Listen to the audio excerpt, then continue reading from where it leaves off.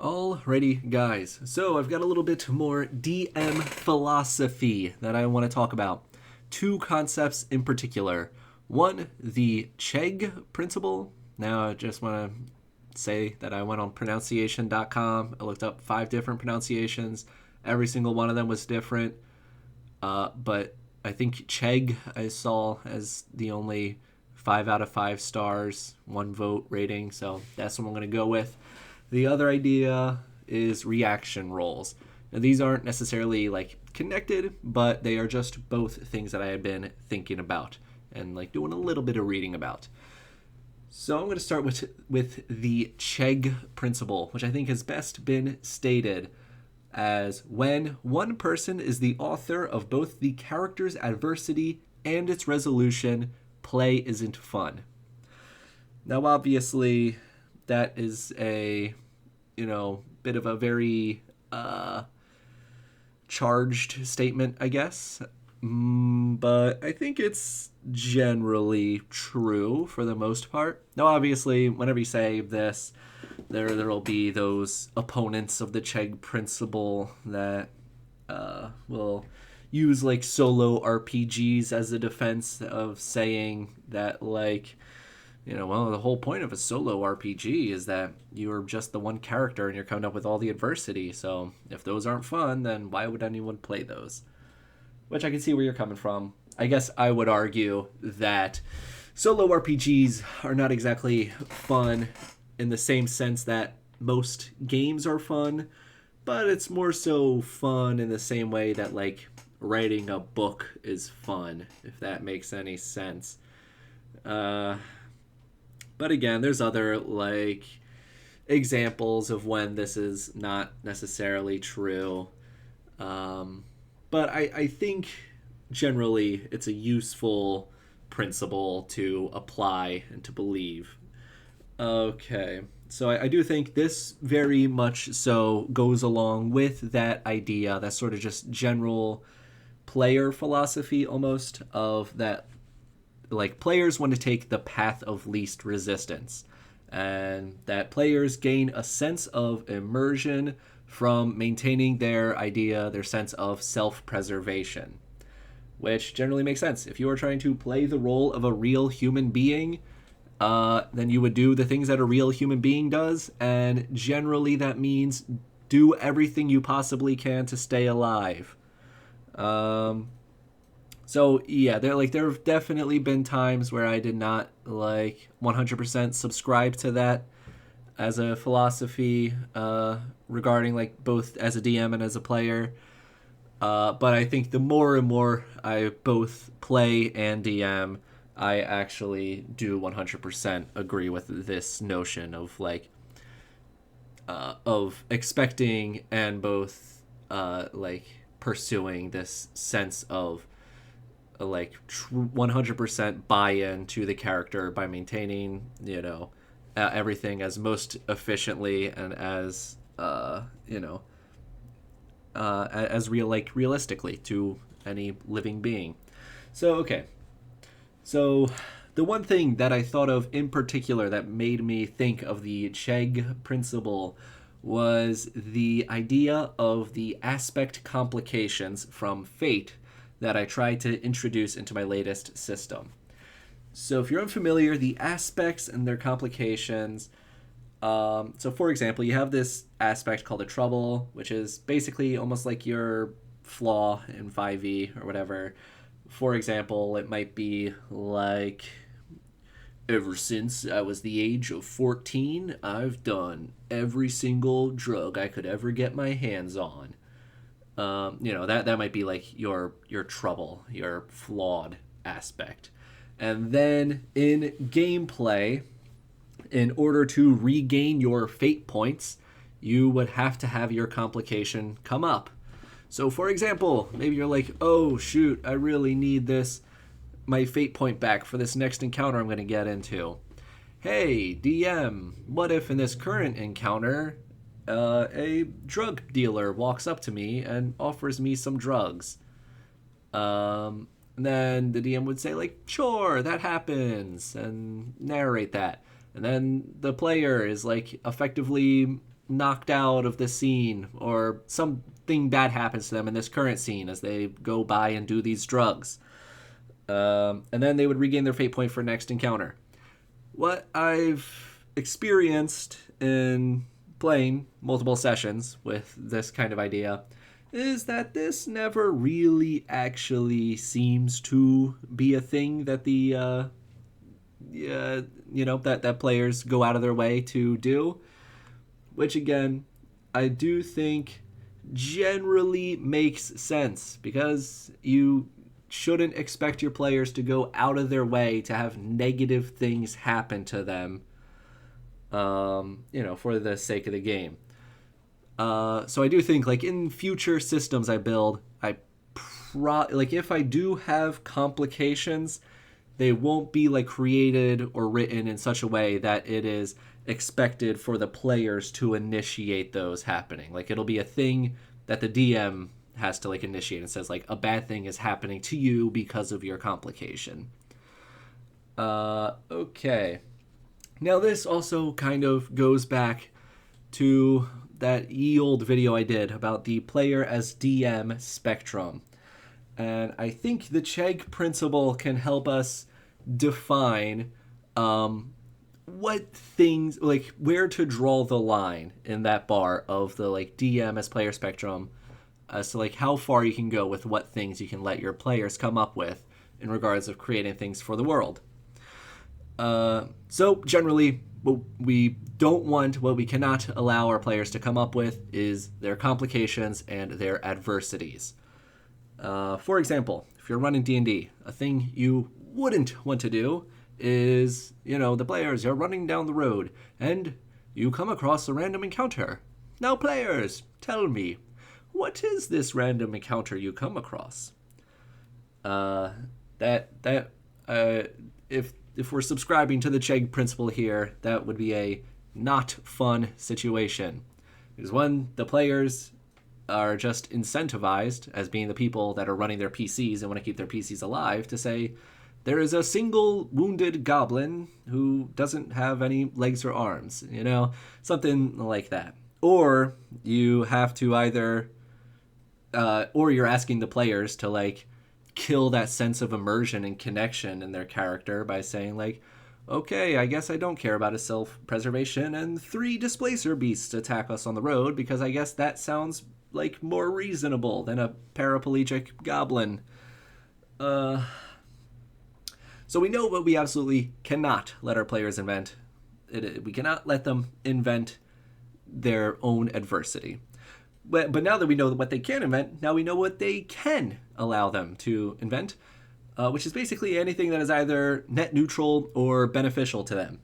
I think, now we're moving off a little bit from the player's DM spectrum, more towards that other video that I made, the lessons for and from D&D regarding improv. Now we know what is fun for them to come up with. So, for example, there's the ye old Matthew Mercer, how do you want to do this?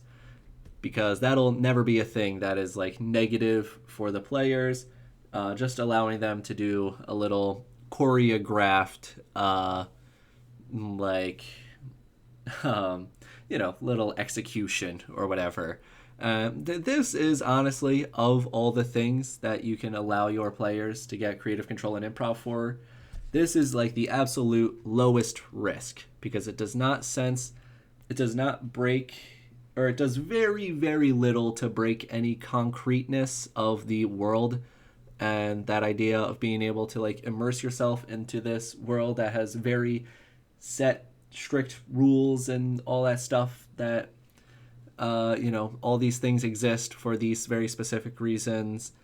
This one I feel like is a pretty safe bet that you can always get away with when you want to give your players a little bit of creative control. But when we want to give players creative control, we definitely, again, to create the strongest sense of like immersion and the concrete world that we possibly can, we want it to be things that specifically directly relate to their character, things that they conceivably like could have been expected to come up with during character creation. Things regarding people that they've possibly encountered during their backstory or what have you. For example, if they have like a contact or something, maybe even a brother, a sibling, a familial relationship, an old friend, whatever, any NPC that they had a bond with that we haven't interacted with or met yet in the story. So you might ask the player what the relationship between them and their contact is, or possibly how they met, any of these things. And or possibly like what, like, tell me about this contact. What are they like? Their personality, how they dress, well, whatever things that you could possibly come up for this kind of person.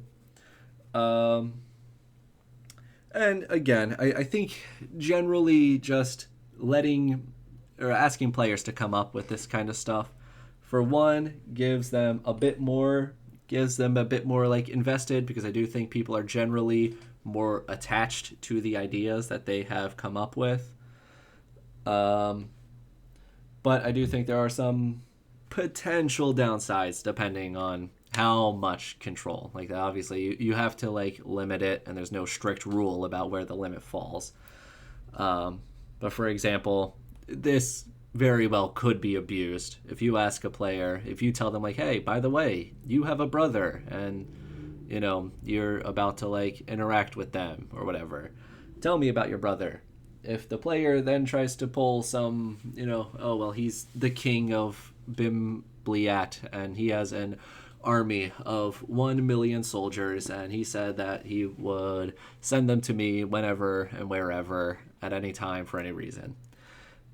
Obviously, you can't let that be the case. You have to expect your players to just be reasonable about this. The other thing is that the less and less of your world that is coming out of like the single mind of the DM and is coming out of the minds of the players, there's more and more chances for like tonal breaks and thematic breaks with every single opportunity that you introduce. And every single one of these chances, every time that it like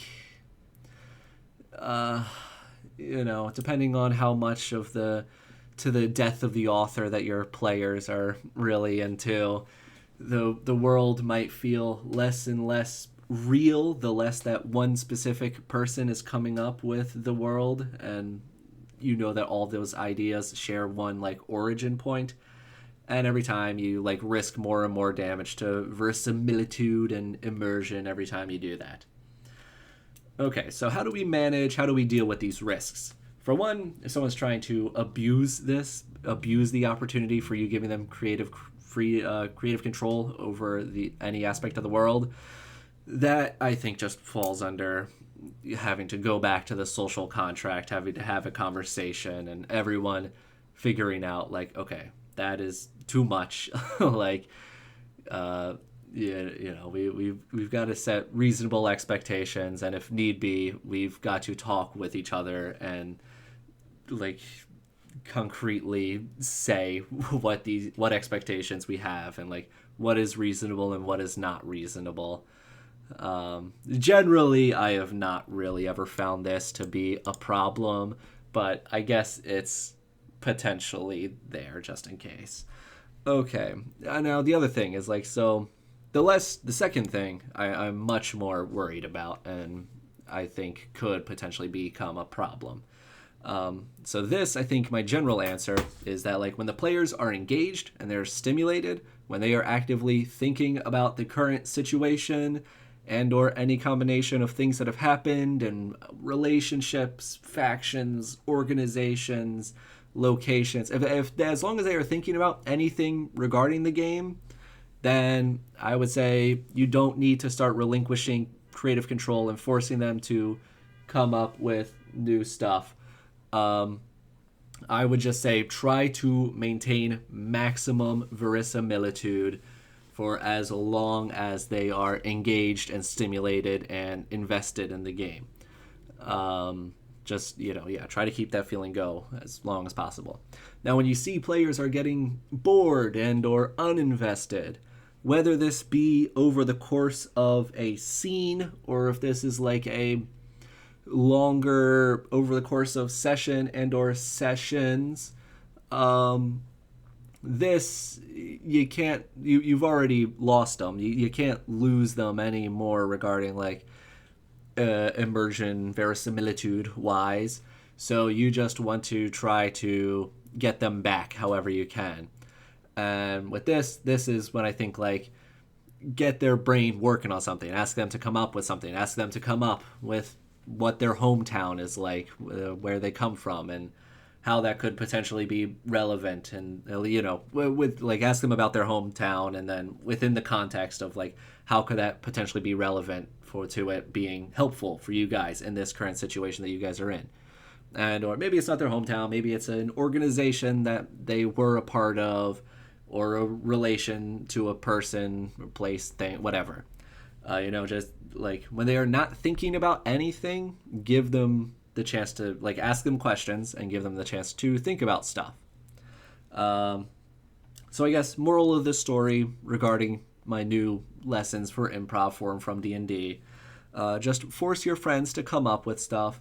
It'll be really fun and engaging. If you have an NPC, walk up to them and ask them what their 10 favorite books in character in universe are, and who wrote all those books and what the premises of those books are in the first paragraph of those books.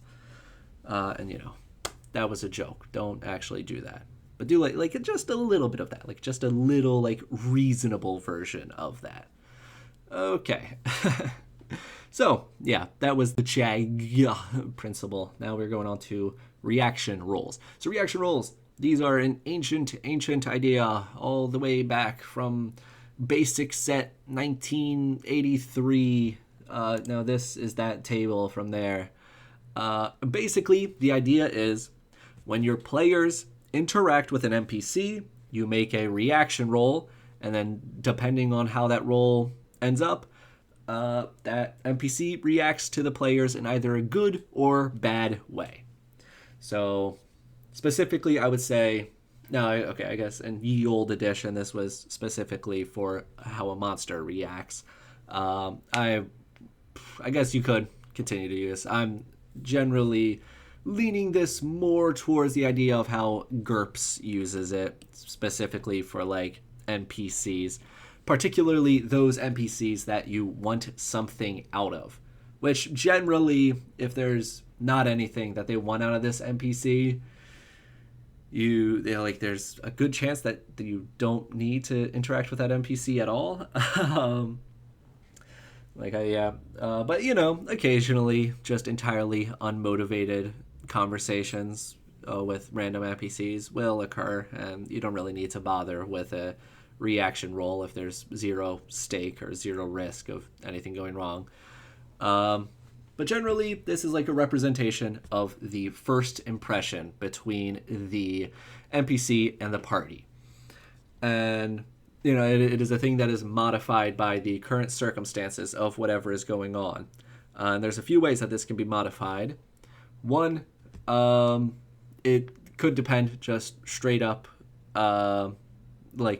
what's going on. In the sense, for example, like you might have, if the players are going to go to a noble and talk to them, if the players are dressed in their adventuring gear and are covered in leather armor that's covered in blood and mud, and there's orc goblin guts all over their body or whatever, they might have a penalty to interacting with a noble. Whereas if they go out of their way to buy a bunch of like fine clothes and jewelry and all that stuff, they might get a bonus to interacting with that noble.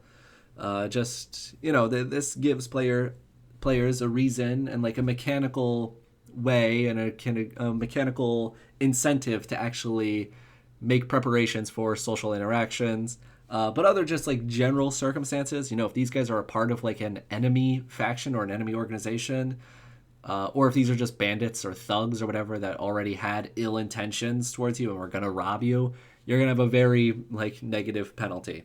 And on the other side, if these guys are paladins that are a part of your paladin sect or oath or whatever, you're generally probably going to have like a very high relationship or a very high bonus to your reaction roll with them. But the reason that I think that I've been thinking about this is because I've certainly noticed in D&D that like to be the party face is just not like incentivized strictly like how the rules are written. Like, yes, there are technically rules for like persuasion checks, like that is a skill that exists, but that is the entire extent of what a face could possibly do, rules as written regarding D&D. And they can certainly often be like undervalued as a role in a campaign. And I've noticed even specifically in my campaign where I very much so tried to go out of my way to create a system where that kind of role would be just as valuable as having a physical combative guy or like a mental, can figure out smart stuff kind of guy. I've still found that it just generally is, there are less situations that it is able to solve than just a big strong guy with a hammer who can generally figure out a way to the whole when every problem, when all you have is a hammer, every problem becomes a nail, something like that.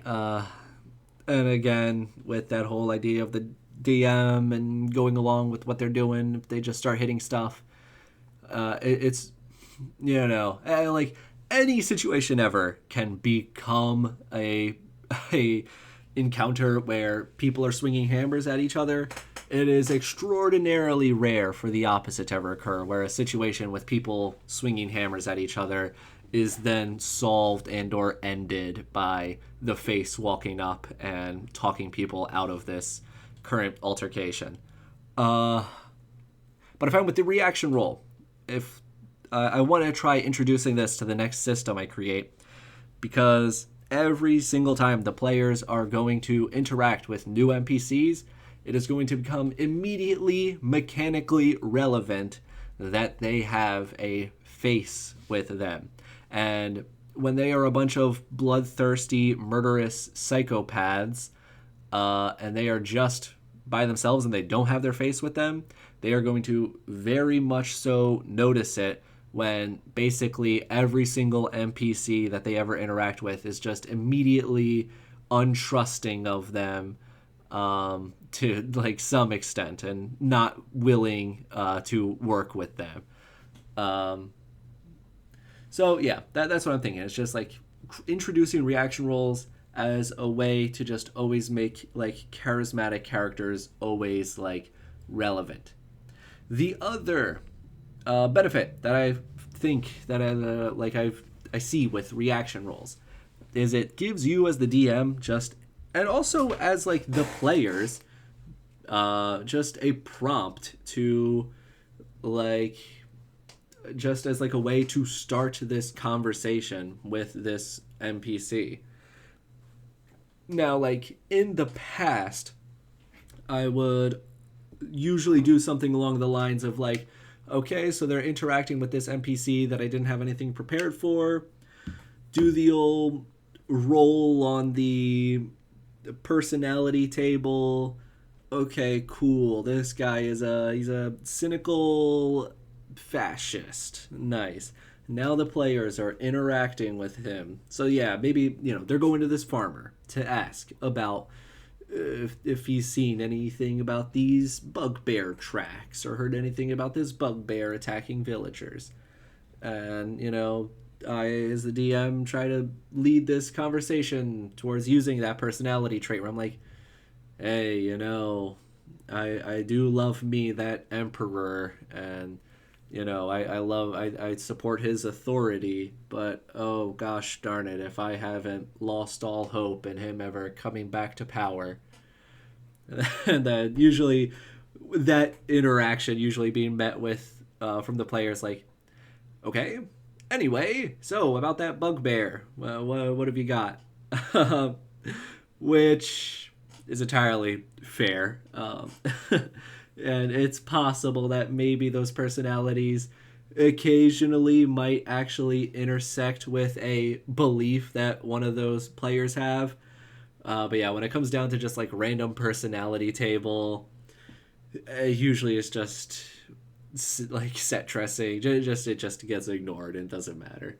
But I think with the reaction table, that what this farmer thinks about these adventures is immediately relevant and actually something that both the farmer and the players are going to have to play off of. If the farmer sees the adventures and immediately is like respectful and immediately like recognizes their power and authority and just like is a fan of them and wants to help them, then that's going to be great for them getting information out of him regarding this bugbear. And on the other side of things, if this farmer absolutely hates these adventurers for whatever reason, then them getting information out of this farmer is going to be tough, and they might have to like, who knows, pay him some gold or something, or like something might actually come out of that conversation based on his immediate reaction towards the players, as opposed to the personality trait thing where it's only an occasional thing that something will come out of that. And again, you can sort of do the old work backwards thing where you find out, oh, okay, so this guy responds very poorly to the players. Now that's sort of my prompt, my idea of like figuring out what would be a reason why this farmer responds poorly to these players, and I could just say like, oh yeah, well, he had a wife who was killed by adventurers by mistake or whatever, and now he resents all of them. And now I'm building a personality trait that is immediately relevant based off of both the situation and the players, rather than doing the other thing around and giving him a personality trait and just hoping that maybe it's relevant, but it usually isn't. So anything, well, okay, yep, that's all I had in mind. Oh, actually, yeah, just a quick little gander at the GURPS table. Cool. They can be impressed by you. You can have an excellent first impression, or it can be disastrous and they want to kill you. Yeah, that's anyway what I've been thinking of. The end.